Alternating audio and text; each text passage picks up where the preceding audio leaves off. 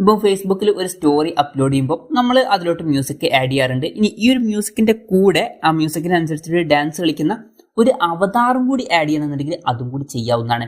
അപ്പം ഈ ഒരു വീഡിയോയിൽ നമ്മൾ നോക്കാൻ പോകുന്നത് ഇതെങ്ങനെ ചെയ്യാം എന്നുള്ളതിനെ കുറിച്ചിട്ടാണ്. അതിന് വേണ്ടിയിട്ട് ഫേസ്ബുക്ക് ആപ്ലിക്കേഷൻ ഓപ്പൺ ചെയ്യുക.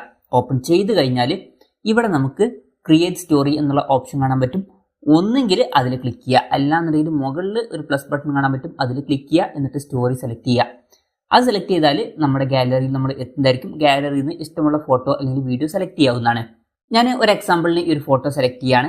അതിനുശേഷം ഞാൻ ഇവിടുന്ന് ഒരു മ്യൂസിക് ആഡ് ചെയ്യാണ്. അതിന് ഈ മ്യൂസിക് ബട്ടണിൽ ക്ലിക്ക് ചെയ്തിട്ട് ഈ ഒരു മ്യൂസിക് ഞാൻ സെലക്ട് ചെയ്യാണ്.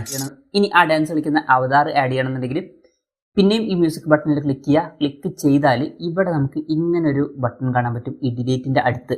ജസ്റ്റ് അതിൽ ക്ലിക്ക് ചെയ്യുമ്പോൾ ഒരു ഡാൻസ് കളിക്കുന്ന അവതാർ ഇവിടെ കാണാൻ പറ്റും. അത് കഴിഞ്ഞിട്ട് ഇവിടെ ഡൺ ബട്ടൺ കാണാൻ പറ്റും, അതിൽ ക്ലിക്ക് ചെയ്യുക. ക്ലിക്ക് ചെയ്താൽ ആ ഒരു അവതാർ ഇവിടെ ആഡ് ആവുന്നതായിരിക്കും. ഈ ഒരു അവതാർ നമുക്ക് എവിടെ വേണമെങ്കിലും നീക്കി വെക്കാവുന്നതാണ്.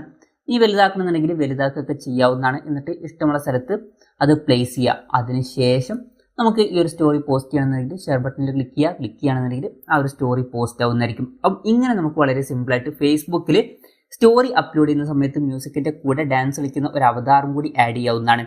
ഈ ഒരു വീഡിയോ നിങ്ങൾക്ക് യൂസ്ഫുൾ ആയി എന്ന് വിചാരിക്കുന്നു. എന്തായാലും ഈ ഒരു വീഡിയോ പറ്റിയിട്ടുള്ള നിങ്ങളുടെ ജെന്യുവൻ ആയിട്ടുള്ള അഭിപ്രായം ജസ്റ്റ് ഒന്ന് കമൻറ്റ് ചെയ്യുക.